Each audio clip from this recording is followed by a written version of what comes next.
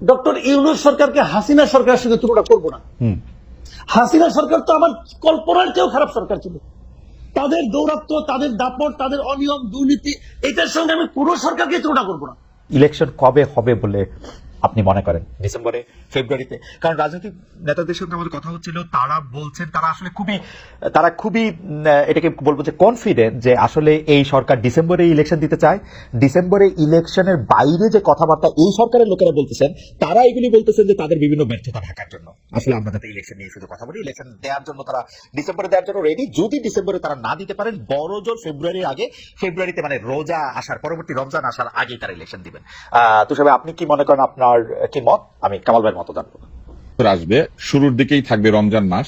রমজানের আগে ইলেকশন আসলে অসম্ভব, কেননা রমজানের মধ্যে ক্ষমতার রদবদল, রমজানের জিনিসপত্রের দাম বাড়া কমা, এইসবের লোড কোন রাজনৈতিক দল নিতে চাইবে না, কারণ তারা ক্ষমতায় এসেই রমজান চাইবে না। কারণ রমজানের ঈদে মানুষ খুবই সেন্সিটিভ থাকে। তার রমজানের 2 মাস 10 দিন পরেই হচ্ছে কোরবানির ঈদ। কোরবানির ঈদ এবং রমজানের মাঝখানে যদি ইলেকশন দিতে হয়, তাহলে এসএসসি অথবা এইচএসসি যে কোনো একটা পরীক্ষা তার মাঝখানে পড়বে।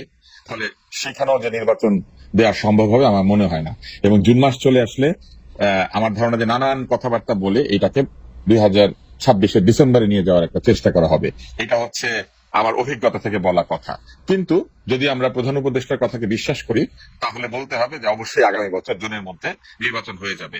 সেই জন্য এখন আমি বিশ্বাস করতে চাই যে আগামী বছর জুনের মধ্যে নির্বাচন হবে, কিন্তু আমার অভিজ্ঞতা বলে যে কোনোভাবে আগামী বছর জুনের মধ্যে তারা নির্বাচন দেবেন না।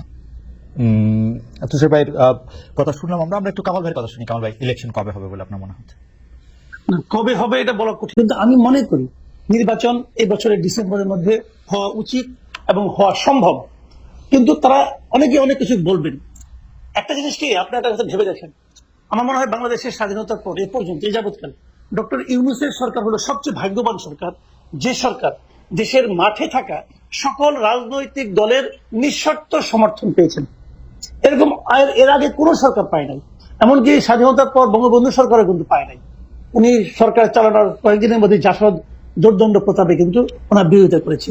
এরকম একটা সমর্থন পাওয়ার কারণে ওনাদের পক্ষ থেকে অথবা ওনাদের যারা নাকি সুবিধাভোগী আছে, ওনাদের যারা চামচামি করেন, তারা নানাভাবে নানা ধরনের কাজ করতেছেন এবং সোশ্যাল মিডিয়ার মাধ্যমে এক ধরনের প্রচারণা চালাচ্ছে। কেউ বলছেন যে 3 বছর, কেউ বলছেন 5 বছর। আবার ওনাদের একজন আপনার দার্শনিক আছেন যিনি বলছেন যে না, একটা জাতীয় সরকার হবে, সেখানে ডক্টর ইউনূস প্রধান উপদেষ্টা হবে এবং উপপ্রধান উপদেষ্টা হবে তারেক রহমান। এই ধরনের নানা ধরনের কিন্তু মানে আপনার কম্বিনেশন এখন আমরা দেখতে পাচ্ছি।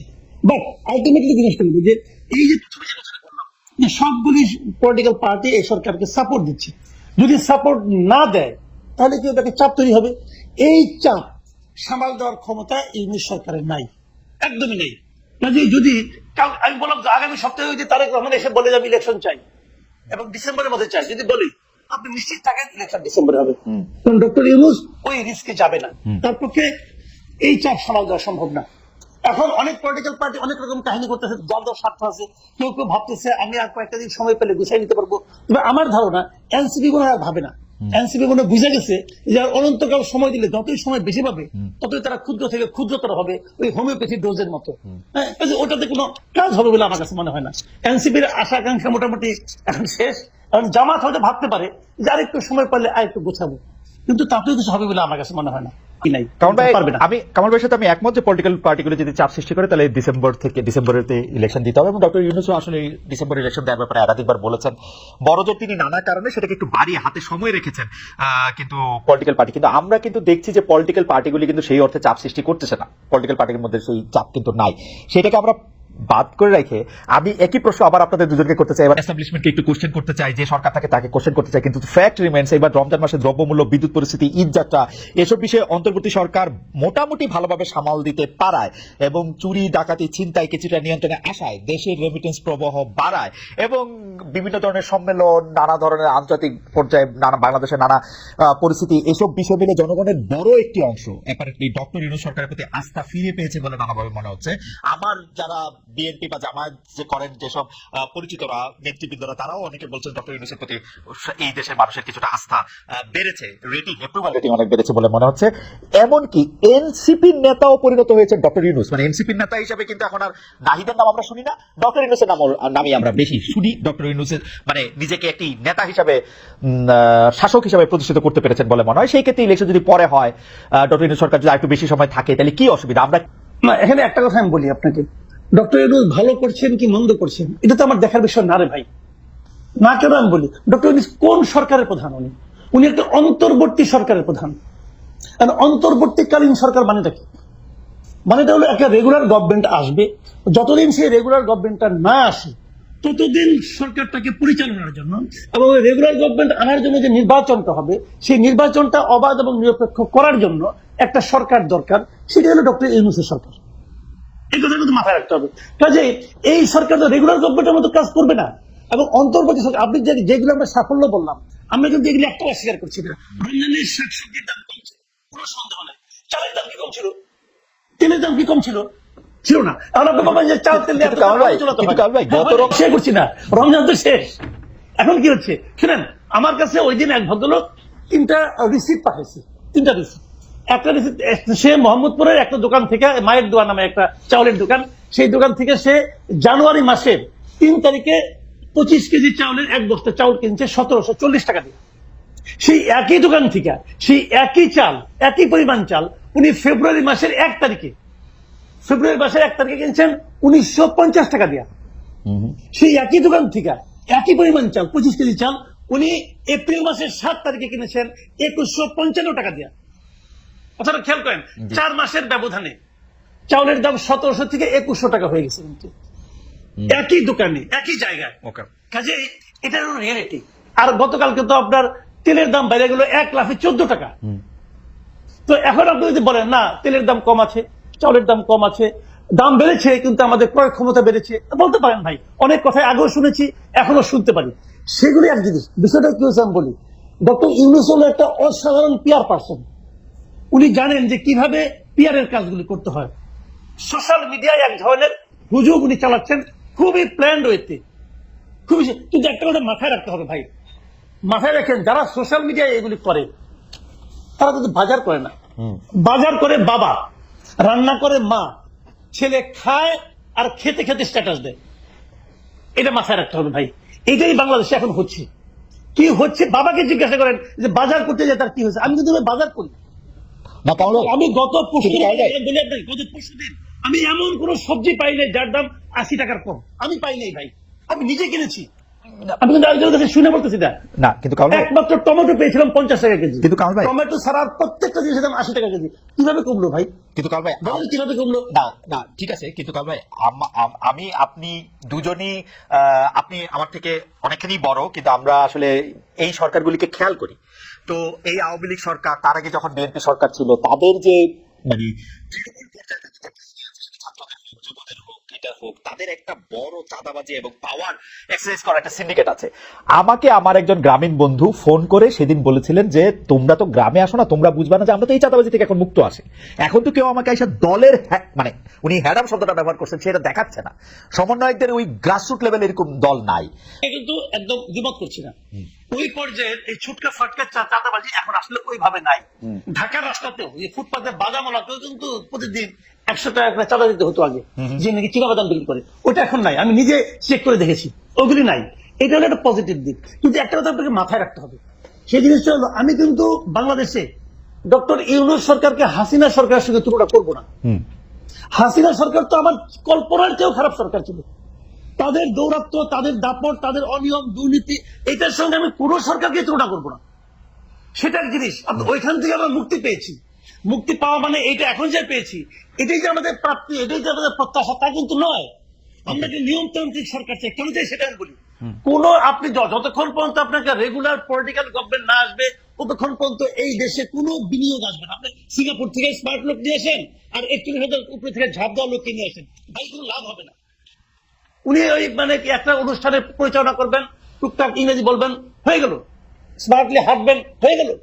বিনিয়োগ আসবে না ভাই।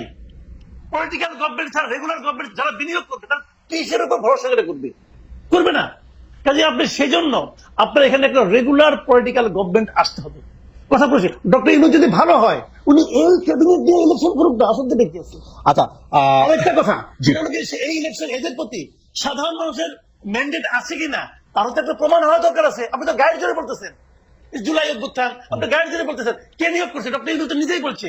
বা বাজারে কিছু জিনিসপত্রের দাম গ্রহণীয় পর্যায়ে থাকাটা আসলে যতখানি না এই সরকারের কৃতিত্ব, তার চাইতে এটা হচ্ছে একটা আলামত আওয়ামী লীগ সরকারের দুর্নীতির। এই যে সিন্ডিকেট, জিনিসপত্রের দাম বাড়িয়ে মুনাফা করা, চাঁদাবাজি করা রাস্তার উপরে, এই জিনিসগুলো নাই। কারণ যারা এগুলো করতে তারা পালিয়ে গিয়েছে অথবা তারা গা ঢাকা দিয়েছে। তাহলে এই যে জিনিসপত্রের দাম কমে এসেছে, এটা বরং প্রমাণ করেছে যে আওয়ামী লীগ কত দুর্নীতি করতো এবং কত খারাপ একটা সরকার ছিল। তাহলে এই কৃতিত্বটা কেমন? এটা হচ্ছে এরকম যে আপনার শরীরে একটা রোগ জীবাণু ছিল, রোগ জীবাণুটা বের হয়ে যাওয়াতে আপনার নর্মাল টেম্পারেচার ফেরত এসেছে, কিন্তু আপনার পাশে যিনি বসেছিলেন তিনি কৃতিত্ব নেওয়ার চেষ্টা করছেন যে এই যে আপনার নর্মাল টেম্পারেচারে ফেরত এসেছেন আপনি, এটার জন্য উনি দায়ী। আসলে ওই শরীর থেকে জীবাণু পালিয়ে যাওয়ার কারণে এটা ঘটেছে। এটা হচ্ছে আমার ব্যক্তিগত অ্যানালিসিস। কিন্তু আমি মাসুদ কামাল ভাইয়ের সাথে একমত, চালের দাম কমে নাই। আমি নিজে যেহেতু চাল কিনে আমি দেখেছি, চালের দাম বেড়েছে, তেলের দাম বেড়েছে, আরো নিত্য প্রয়োজনীয় বহু কিছুর দাম বেড়েছে। এইবার কেন জানি বাংলাদেশের মানুষ খেজুর নিয়ে কোনো শব্দ করেনি, খেজুরের দাম বেড়েছে, ছোলার দাম বেড়েছে। ফলে ইফতারের পণ্য নিয়ে এবার আমি দেখলাম যে খুব একটা মানুষ শব্দ করে নাই। আমি বুঝলাম যে বাংলাদেশের মানুষের সবচেয়ে প্রিয় ইফতার হচ্ছে বেগুনি।